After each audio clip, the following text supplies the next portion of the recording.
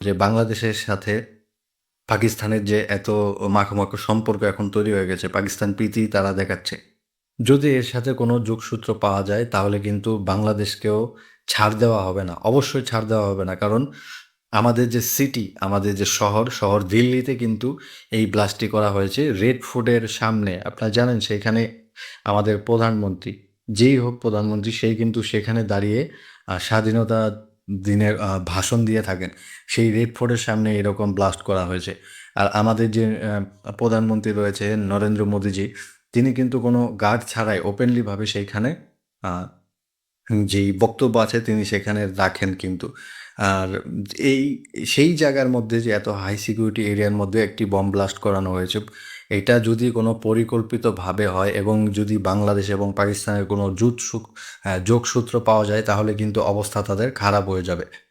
আমি এখনও কিন্তু বলছি না, এটা আমাদের অনুমান মাত্র। কারণ যেরকম ব্লাস্ট হয়েছে আমরা বলতেই পারি যে এটা একটি পরিকল্পিত ব্লাস্ট। এটা কোনো কার ব্লাস্ট নয়, গ্যাস সিলিন্ডার ব্লাস্ট হলেও এরকম ধামাকা হয় না যে পরিমাণ ধামাকাটি হয়েছে।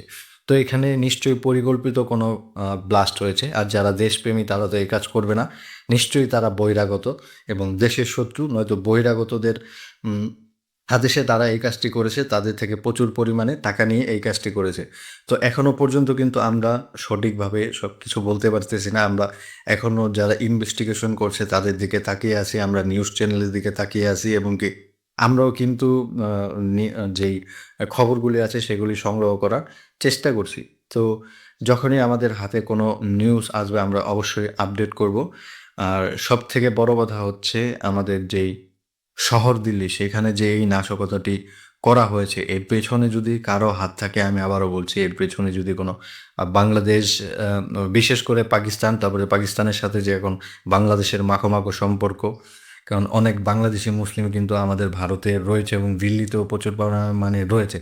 তাদের দ্বারা এই কাজটি করানো হয়েছে কিনা যদি এটি কোনো নিউজ পাওয়া যায় তাহলে তাদের কোনো এক চুল পরিমাণ ছাড় দেওয়া হবে না। তো আজকের ভিডিও এতটুকুই। আপনার যতটুকু যদি কোনো নিউজ পাই নতুন করে ইনভেস্টিগেশন কতটা আগালো, তো অবশ্যই আপনাদেরকে আপডেট করব। সকলে সুস্থ থাকুন, নিরাপদ থাকুন। জয় হিন্দ, বন্দে মাতরম।